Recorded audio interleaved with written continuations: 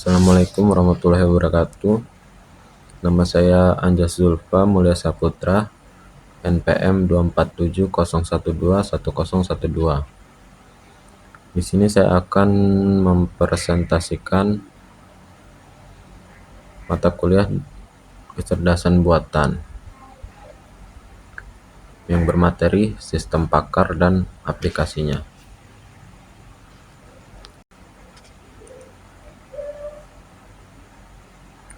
Di slide pertama, kita menjelaskan sistem pakar. Apa itu sistem pakar? Sistem pakar atau bisa disebut juga expert system adalah sistem komputer yang meniru kemampuan seorang pakar manusia untuk membuat keputusan atau menyelesaikan masalah pada bidang tertentu.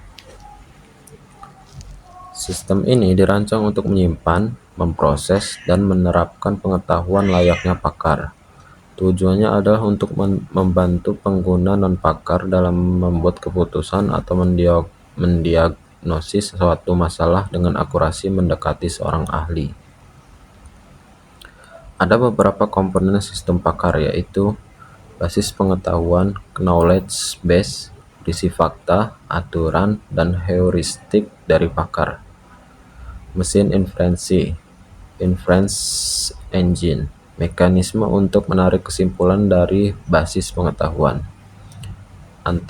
Antarmuka pengguna, media interaksi sistem dengan pengguna. Subsistem penjelas, explanation system, memberikan alasan atau penjelasan atas keputusan sistem. Akuisisi pengetahuan, proses mengumpulkan dan memperbarui pengetahuan dari pakar. Slide kedua, contoh aplikasi sistem pakar. Ada beberapa contoh penjelasan untuk presentasi tentang bidang aplikasi sistem pakar, yaitu kesehatan. Sistem pakar dapat membantu dalam diagnosa penyakit seperti MYCIN untuk diagnosa penyakit infeksi, meningkatkan akurasi diagnosa dan pengobatan. Kedua, pertanian. Sistem pakar dapat membantu dalam deteksi hama tanaman dan memberikan rekomendasi pengendalian dan meningkatkan hasil panen dan mengurangi kerugian. Yang ketiga, teknik. Sistem pakar dapat membantu dalam diagnosa kerusakan mesin dan memberikan rekomendasi perbaikan. Yang keempat, pendidikan. Sistem pakar dapat membantu dalam sistem rekomendasi pembelajaran dan memberikan rekomendasi materi yang sesuai, serta meningkatkan kualitas pembelajaran dan hasil siswa. Yang kelima, hukum. Sistem pakar dapat membantu dalam analisis kasus hukum dan memberikan rekomendasi keputusan serta meningkatkan akurasi dan efisiensi dalam proses hukum.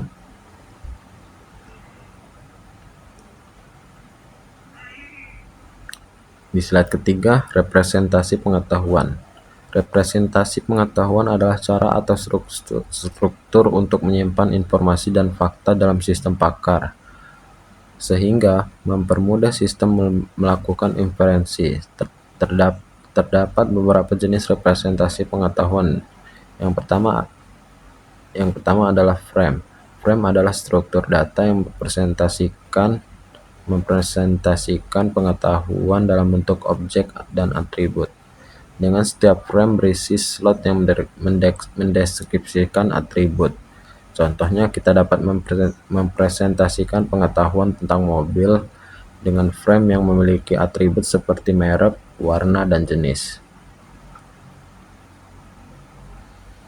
Misalnya karakteristik sebuah mobil. Mobil adalah nama frame atau objek yang dideskripsikan. Merek Toyota, berarti bahwa merek mobil ini adalah Toyota. Warna merah, berarti bahwa warna mobil ini adalah merah. Jenis sedan, berarti bahwa jenis mobil ini adalah sedan. Jadi frame ini secara keseluruhan mendeskripsikan sebuah mobil yang memiliki merek Toyota, warna merah, dan jenis sedan. Yang kedua adalah ontologi. Ontologi merupakan representasi konsep dan hubungan antar konsep dalam suatu domain tertentu. Ontologi ini digunakan dalam sistem berbasis web, semantik, dan artificial intelligence atau AI untuk memfasilitasi interoperabilitas antara sistem yang berbeda. Contoh ontologi dalam domain medis adalah konsep penyakit yang memiliki hubungan dengan konsep lain, seperti gejala, pengobatan, dan organ. Kita dapat mendefinisikan hubungan seperti penyakit memiliki gejala, sehingga memungkinkan sistem untuk memahami dan menginferensi pengetahuan dengan lebih baik. Dengan demikian, ontologi dapat meningkatkan kemampuan sistem untuk memahami dan memproses informasi dalam domain tertentu. Yang terakhir yaitu logika fuzzi. Adalah metode untuk menyatakan pengetahuan yang tidak pasti atau ambigu dengan nilai yang tidak hanya 0 dan 1, tapi antara 0 dan 1 yang mempresentasikan derajat kebenaran. Logika fuzzi sangat berguna dalam pengambilan keputusan di dunia nyata yang tidak selalu pasti. Contohnya, dalam sistem kontrol pompa, kita dapat menggunakan logika fuzzi untuk menentukan kecepatan pompa berdasarkan suhu dan tekanan. Misalnya, jika suhu tinggi dan tekanan rendah, maka pompa berjalan sedang.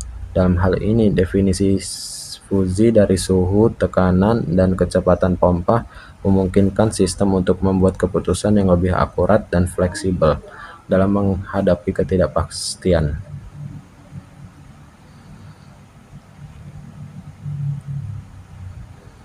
Inferensi dalam sistem berbasis pengetahuan.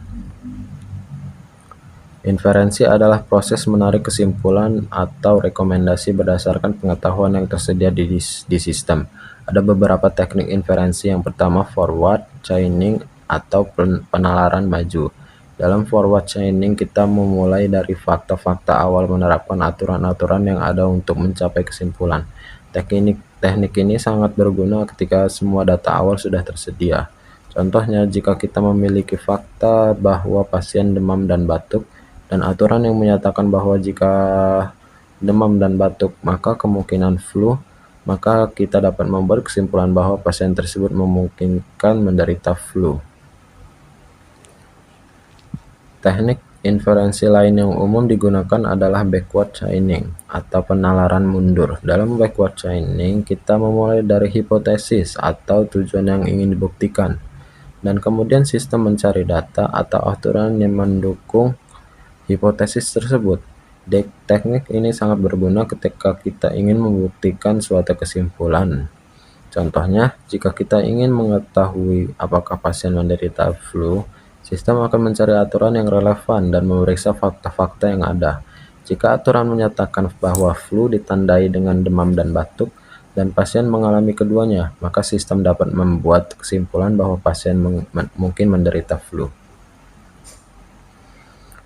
Teknik inferensi umum. Yang terakhir yaitu reasoning dengan logika fuzzi. Reasoning dengan logika fuzzi ini memungkinkan sistem untuk membuat keputusan dan dengan melibatkan derajat kepastian dalam aturan dan fakta. Contohnya, jika cuaca panas dan kelembapan tinggi, maka kemungkinan hujan tinggi. Jika cuaca panas dengan derajat kepastian 80% dan kelembapan tinggi dengan derajat kepastian 70%, maka kemungkinan hujan akan tinggi dengan derajat kepastian 85%. Artinya, sistem ini memiliki keyakinan 80% bahwa cuaca sedang panas, 70% bahwa kelembapan sedang tinggi, dan 85% bahwa kemungkinan hujan adalah tinggi.